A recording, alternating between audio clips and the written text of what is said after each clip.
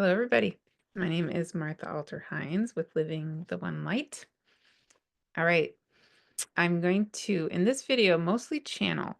This video is going to be about the new moon in Gemini happening on May 26th, 27th, depending on where you are in the world. It's going to be at 6 degrees of Gemini. Um, but the big prominent thing speaking to me about this new moon is that it is going to be sitting there in the sky in the same part of the sky as Hygeia, the asteroid. And I'll show you the chart in a minute before I channel just briefly. The Hygeia presence has been very, very alive um, recently. And I've heard from so many of you having experiences with health related things, or your body speaking to you in one way or another. And I had my own kind of interesting experience in the last few days as well, and it really reminded me how important, what a gift this Hygeia energy is and can be.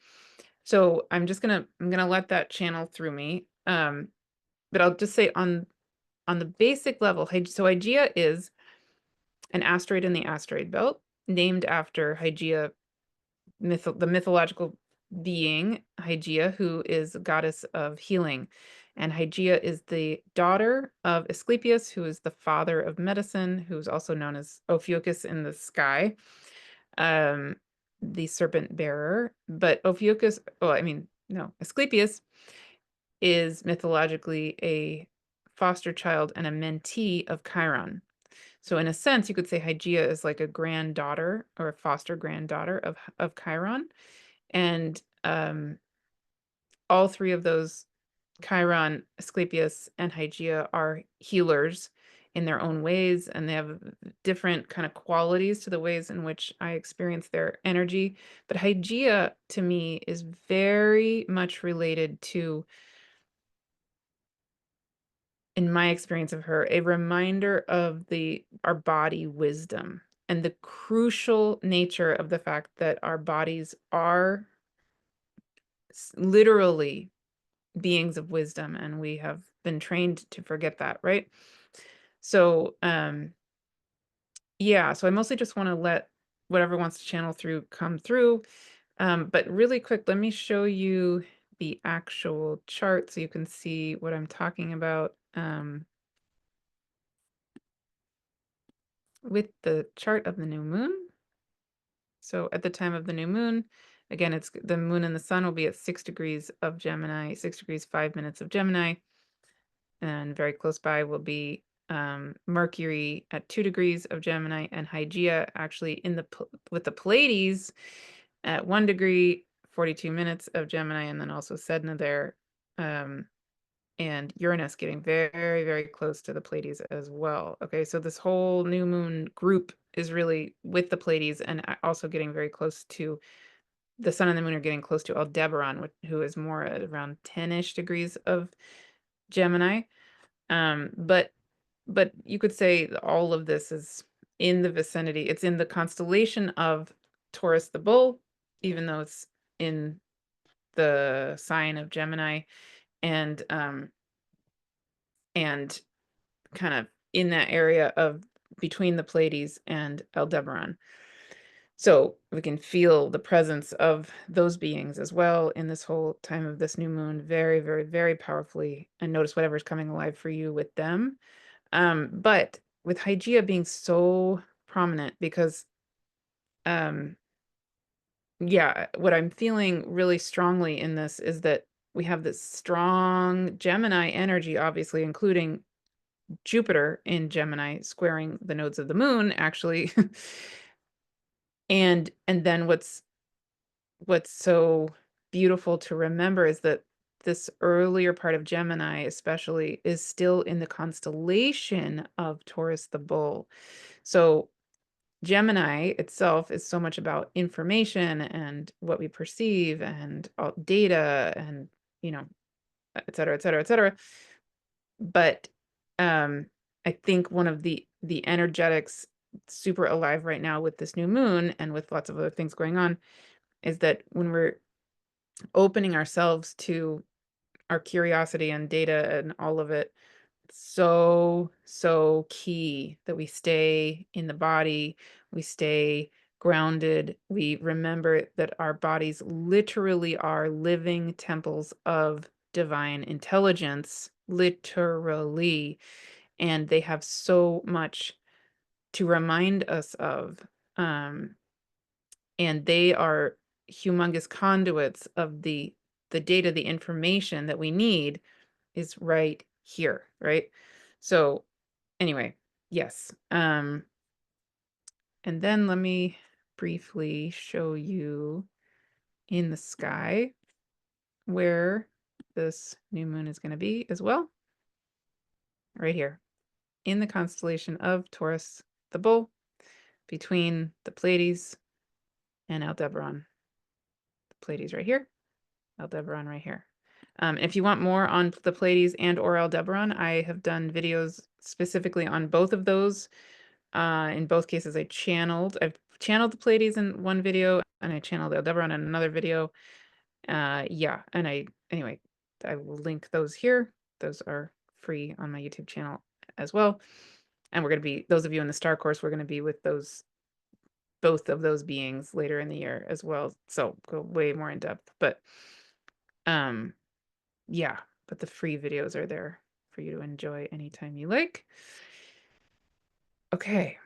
And there's so much more, so much more. Another thing to remember about the upcoming few days, just before this new moon, Saturn is going to enter Aries. That's a big, big, big deal. So May 24th, Saturn is entering Aries. Next month, Jupiter will be entering Cancer. There's a lot of big shifts of energy coming, and I'll say more about that. I'm sure I'll do a whole video just on Saturn entering Aries. I'm really curious. I want to wait until it happens because with Neptune entering Aries, I had no clue how strongly I would feel that. I felt it super strongly the moment it happened.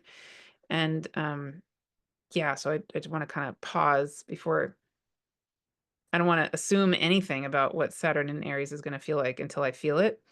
But once that happens, I will, I'm sure, make a video about it.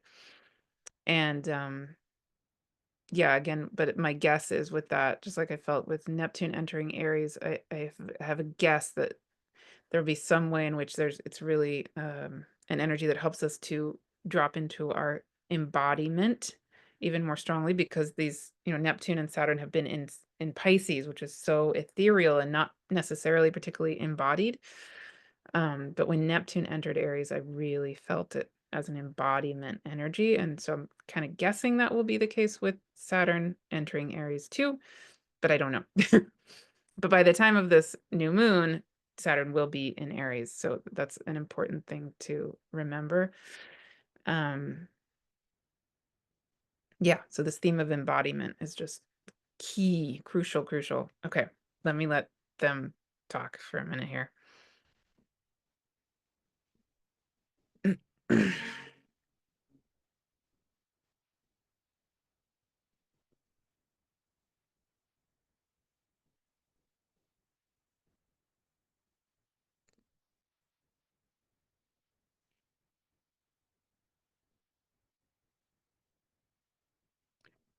Okay, hello and welcome.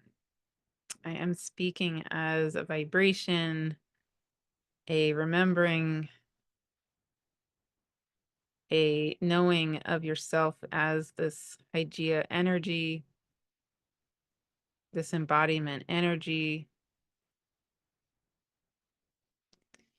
And I would love to encourage you in this time, at the time that Martha is recording this, actually, Hygeia, the asteroid is with Uranus in Taurus still, and then the asteroid will be entering the constellation of, or the sign of Gemini, but still in the constellation of Taurus the Bull with the Pleiades.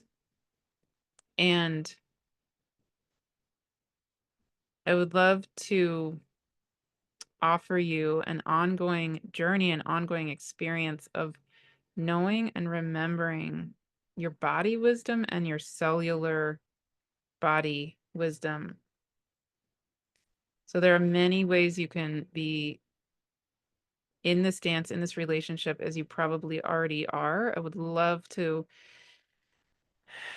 invite you and encourage you to just deepen, even layer by layer, the honoring of your own body, the wisdom that it is, the love of you that it is. And I would love to just offer a simple suggestion, if and as it feels right. You could even just try out going body part by body part, or your whole being, your whole body itself, all at once. But if if you feel called to any particular part of your body, I invite you to place one hand or both hands on that part of your body and ask the question, ask any question that arises for you, actually, but perhaps ask the question, what is alive for you? What do you need from me? What what do you want me to know? You could ask any of those questions or any other question that arises for you, but to be in direct, conscious, deliberate relationship with every cell of your being, with every part of your body, because every part of your body is literal knowing, literal wisdom.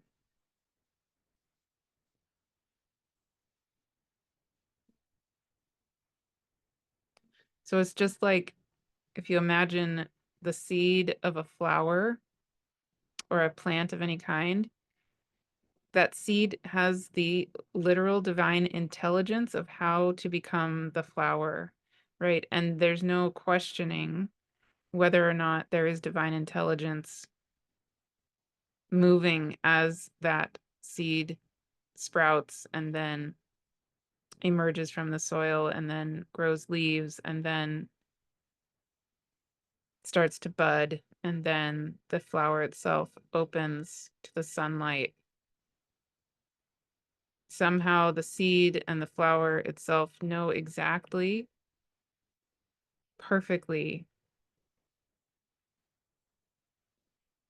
how to be and what it is and what it's becoming, and the divine timing of every moment of its becoming. So the same is true, of course, for you and every cell of your body, every cell of your being. And there are such deep, beautiful messages. Hygeia in Gemini, Hygeia in Taurus, and then in Gemini in the constellation of Taurus the Bull, near the Pleiades, and then moving to Aldebaran. There are such beautiful messages waiting, latent, just waiting to move through, literally through the body in this time of great remembering.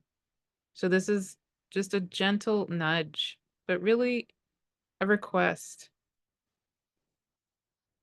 As we're moving through these energies, of moving in this time of this new moon, please experiment with this. Just see what it feels like. What messages, Gemini, are waiting like treasures to move through you and the beautiful, intelligent being that is your body.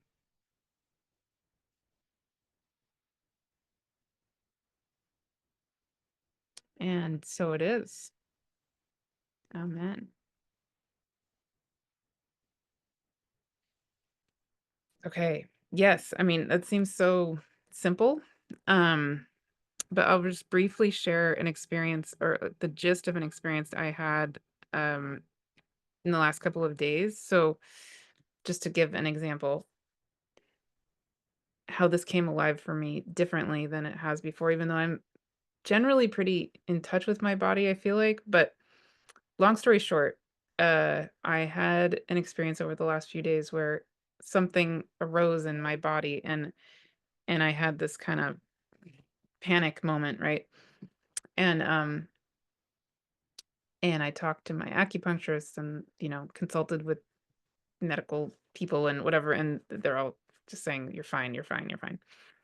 But a part of me was freaking out, and I wanna actually name that we have the South Node in Virgo, and then we have Jupiter in Gemini, and the strong Gemini energy. Both Gemini and Virgo can be very, an out of balance version of both of them can be quite a bit of anxiety. So if there is anxiety arising, I just want to kinda name that those energies often are associated with anxiety. So I wouldn't say ignore, like, I don't want to advocate ignoring things, right? But part of my point is that for me, um, there was this anxiety that came up, even though logically, you know, I was checking it out and there wasn't really a reason to be concerned. But what I did, because I often do this, and I also know that the Hygeia energy is very strong right now. I lay down in my bed and I did my praying, and then I did actually what just came through, which is put my hands on the part of my body that I knew was needing to speak, and I connected in, and immediately she just like rose up, this being of my body, right? Rose up like a goddess, and she said, "Yeah, not only is there nothing wrong, but I was knocking on the door, like I needed you to, acknowledge me and see me and remember me." And then she gave me a really, really beautiful message that completely changed my perspective on some things going on in my own life. And I went, "Wow, what if we did this more often? Just literally gave the wisdom of our own body, our own temple, the opportunity to speak."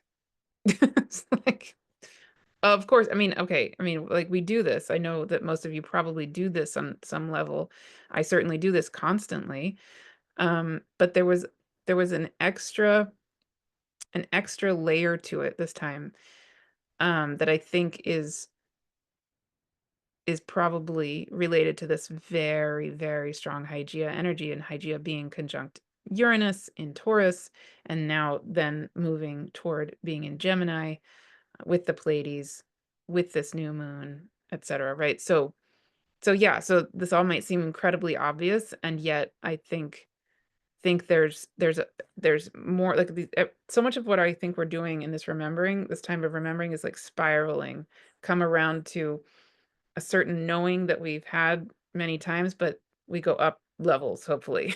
And that's what this feels like, is that um there's an opportunity here for us to up level even our relationship with listening, truly honoring our bodies. And in my journey of it, and what I've been hearing from a lot of you also, is that it's like the way in which I'm feeling our bodies talking to us possibly is even growing, expanding, um,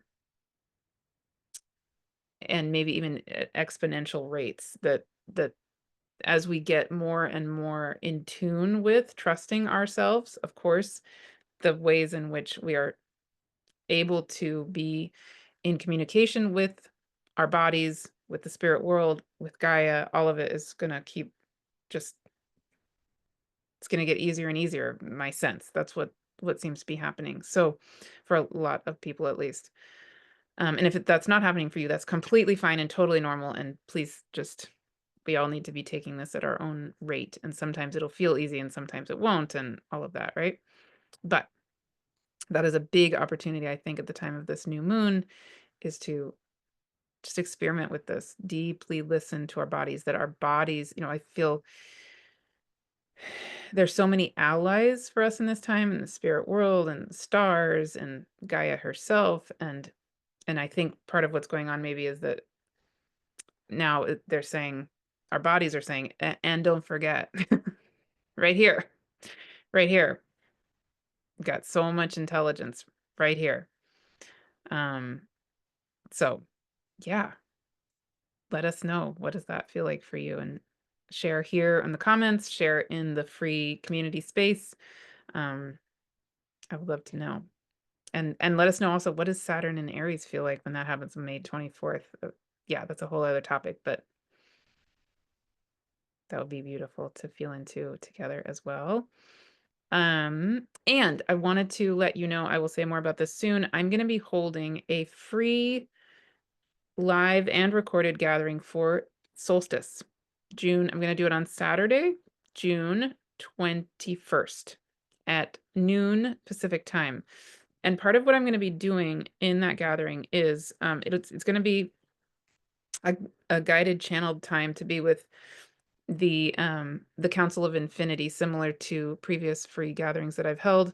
If you've been at those, where I will channel, and it will be, that's most of what it will be, and then maybe some time for sharing as well. But one of the things that I want to do a little differently this time, and hopefully more and more over the coming months, years, etc., is to be very conscious of the fact that this solstice is both a winter solstice and a summer solstice. So every solstice is a winter solstice and a summer, both, right? Because the southern hemisphere in June has the winter solstice and the northern hemisphere has the summer solstice. And then those of you near the equator, you have that's a whole other experience of the solstice. And the farther north you are, or the farther south you are, the more extreme the solstices are generally experienced. Um, so I really want to be present with this solstice in a very conscious way, that it is the totality of Gaia and all of us experiencing the solstice together. And some of us maybe experience it as a summer solstice, and some are more of a winter solstice. But it's the totality of Earth, all of it at the same time. So, yeah, so I just want to be very aware, and that's why I'm scheduling it actually also at noon Pacific, to hopefully be able to include as many people around the globe as possible. I know for you in like Western Australia, that will be the middle of the night for you. Hopefully those of you in Eastern Australia, New Zealand, etc., that'll be the early morning for you. Hopefully that will make it possible for you to be live. The whole thing will be recorded as well, and I will put up a sign up for it really soon. But I just wanted to mention it because I have finally set the date for doing that, and I wanted you to know that it is coming. So yeah, so Saturday, June 21st, noon Pacific. Um, and yeah, wonderful. Thank you so much. If you haven't subscribed to this channel, please do that. I would love that. And I will see you all soon.